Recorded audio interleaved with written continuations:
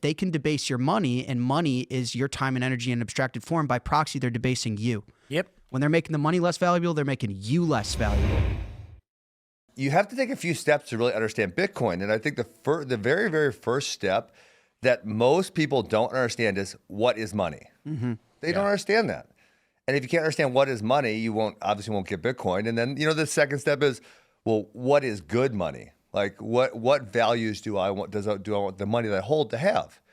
And so, most of my liquid assets are in Bitcoin, but Jack's further. Jack doesn't have a bank account. He said, I think he probably talked me into it, but I'll probably talk to him more afterwards and go all the way down that rabbit hole. But, so once you understand what is money and then what is good money, then you can start taking the road to Bitcoin. And if you don't understand those things, you may just be in for the number go up. Oh, number went up. I made money. Oh, right. Great. And that's it. You don't understand. That's all you understand. Well, so you transact everything in Bitcoin? Yeah. Well, I mean, I approach it with first principle of the dollar only goes down with time. How much do you want to own of a thing that only goes down? None of it. Okay. Bitcoin only goes up with time. How much of the thing that only goes up do you want to own? As much as possible. So I looked myself in the mirror at some point and I said, well, why do I own any dollars if they only go down? Is it because I've been programmed and my first principle thinking has been stripped from my brain by going to university? Why do I own any of these things? And so the way I set up my life and our company, we sell this product, but I'm not even here to be a salesman, is I get my paycheck, direct deposit, 100% converted into Bitcoin, and it's a account routing number, and I pay my bills from my Bitcoin balance as well. So I spend on credit cards. Credit cards are a great product for me because I get to spend the thing that only goes down without having to own it. Right. And so I got whatever, Amex, Chase Sapphire, Fidelity card. And then at the end of the month, my account pulls from my Bitcoin, converts to Bitcoin, pays the bills. Automatically. And people get really hung up on the tax burden. But what people don't understand is Bitcoin is taxed as a capital gain. Capital gain means you made money. Capital gain means Bitcoin went up. And so, yes, the fact that I have to share my gain with the government, we can talk about, the philosophical debate all day long. But the reality is this: I'd rather give the government a little bit of my gain than have gotten debased and inflated. That's the ultimate tax, is if I'm sitting in dollars. So the fact that I'm in the best performing asset of all time and I have to share a little bit with the government when I pay a bill, that's a way better deal than just getting persistently poor forever. And so, listen, Bitcoin's up over 100% this calendar year. 100% is a fancier way for those at home of saying the thing's more than doubled. More than doubled if it's my base checking account, if it's my capital asset. That's another way of saying my life's gotten over half off this year. So, right? I mean, in fiat, in dollar terms, what is just getting by today is poverty tomorrow. In Bitcoin, what is poverty today is good enough for tomorrow, right? So I've reversed my life entirely. Things get cheaper for me. But what's crazy too about the taxes is if you end up owing taxes at the end of the year, they charge you the inflationary interest. Oh yeah. Mm-hmm. So it's like if you owe $100 in January, next January it's $104. You got to pay them more because you lost. Yeah, that's crazy. So crazy. Yeah, and Jack's done a real big service for common people, right? Because he's putting it in a way now where it becomes very familiar to everybody. I think early on in Bitcoin and when everyone's going down their own journey, people start with it as this really speculative asset, and they think that really the only thing you can do with it is trade it. That's kind of the way everyone viewed it for a very long time. And that was actually how I started out. I bought Bitcoin back in 2013, made the joke with my dad saying maybe we should just buy 1,000, see how it works. Right? Oh, man. We didn't do that, unfortunately. But then it went from $270 to $1,400. I sold the initial amount that I bought, thought I was a trading genius, right? Like it was a good feeling. I thought I won, right? And now time's gone on and you realize what it is that you were holding. And it took me a couple of years, probably until 2017, to really have it click for me what was happening. And that when you're looking at Bitcoin, the beauty that it brings to us is it gives everyone an education in economics that they're not going to get anywhere else. Yes. Right? Most people, when you go to school, they'll teach you all of your standard talking points around inflation, but you don't really understand how it impacts your life and the life of the people you care about. And the reason that Bitcoin really grabbed me was because it was the only one of these digital assets that people told other people they care about it. They weren't trying to get people into a speculative play to pump it. Like, you're telling your family members, you're telling your close friends, like it's one of the only assets that you find these communities going, no, really, I want you to get into this, and I want you to get into this because I see what's happening broadly in the world that you're not seeing yet. Yeah. It's a protective thing that we can bring to the people we care about, and I think that's a really big component of what Bitcoin's brought, and it's really helped get the message out in a way that shows people there's an alternative now. There didn't used to be. You used to be trapped in the fiat system. Now there's an alternative, and Jack's building the rails for how the rest of the world's going to be able to use this. Well, the what is money is the critical piece in my opinion. I couldn't agree with Ben more. People, what is it?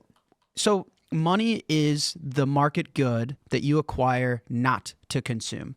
Very simple, but super important. I acquire a cheeseburger to eat it. I acquire a plane or a car to transport me. I acquire money not to eat it, not to move me around, not to live in it like a house. I acquire it to store, save, and exchange my labor, my effort, my time, my energy. Money is your time and energy in an abstracted form. Before money, we had barter. In a society of 10 people, barter's fine. Hey, you go hunt, you go build the homes, you take care of the kids. At dinner, we all exchange our services and our contributions to society. You want an economy of 8 billion people. You need an instrument to abstract your time, energy, effort, labor into a monetary market good that you acquire, again, not to consume it. Now, people think money is what we decide we want it to be. If I wanted water bottles to be money, I could be money. And Bottle caps. Right. Totally. Yeah. And trading cards. And because the government decided dollars are money, then that's what money is. Money is not. Money is a technology just like an airplane. If I decided an airplane was a banana and I tried to fly here to do this podcast on a banana, I would have killed myself. There would have been physical harm because it's not the right technology to have flown me through the clouds. Same with money is if I decide money is dollars, it's poor technology. I will just end up poor. I will end up with less food, less housing, less travel, less kids, less vacation, less stuff. So money, the most important property of money as a market good is scarcity. How hard is it to create more of it? Because I'll tell you this, if they can debase your money, and money is your time and energy in abstracted form, by proxy, they're debasing you. Yep. When they're making the money less valuable, they're making you less valuable. But first it's gold and precious metals. Yep. Right. So if we go back, it's I actually have these really cool. I have a silver Greek coin, and gold was valuable. I guess we largely believe because it's easy to press and it's relatively scarce. So that way, durable. right. Yes. So these rulers were like, okay, it's going to be hard for someone to counterfeit this, and then we can assert that this is a valuable thing. Yeah. And then at some point, you get people saying like, well, I'll store it in the bank. It's too heavy. And then they'll write me a note saying, here's how much I got. Mm-hmm. Yeah. And then eventually it's like, I'll just give you the note. I don't got to go get the gold. You can just hand this to them and they'll give you the gold. And then eventually the government went, we don't even need the gold. Yeah. Severed the gold from it and said, now you have government pieces of paper that we determine as valuable. And if you try and copy it, we'll lock you up. And through threat of force and violence, they maintain that control. But now that they can print and access to infinity, and largely because it's become a digital, like the U.S. currency, I believe, is like 98% digital. Yes. They can just type in a computer, enter, boom, there's money. Yes. Instantly, all of your money becomes worth less. The easy way to explain it is, if there are 10 apples in the market being shared between people, there's a value of that apple. If the government then comes in and then just gives everybody at the same time a ton of money, they're all of their like they've just given themselves half the value of that labor force. They come in and buy all the apples. Yes. So and that's happened with other monies. Think about the Rye Stone, and they were using that for a currency, and then some British explorer came and they mined it all and they brought it in, and it debases the currency immediately. The other thing I think we should note that we haven't said yet is we have been talking strictly about U.S. dollars, and U.S. dollars is actually the best fiat currency.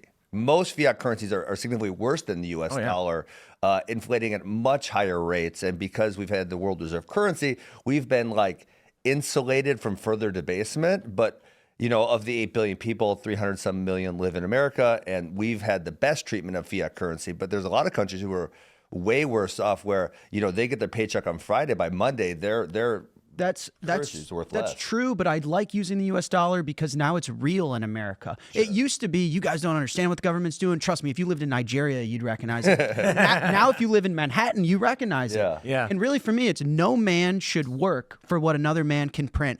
And so I don't do dollars strictly out of just principle. I will not live my life and contribute my time and energy for what another man can print. The properties money needs, scarcity is the most important, but it needs to be saleable and liquid. You need to be able to exchange it at any point for whatever you need. You need to have liquidity. It needs to be divisible.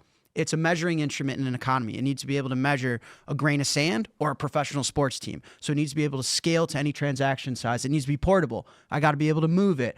I need to be able to verify its authenticity. If I can't tell the difference between a fake and a real one, these are the properties that define if a money is a good technology to solve the problem. Thanks for watching this clip from the Culture War podcast. We're live every Friday, 10 a.m. to noon, so subscribe and come hang out.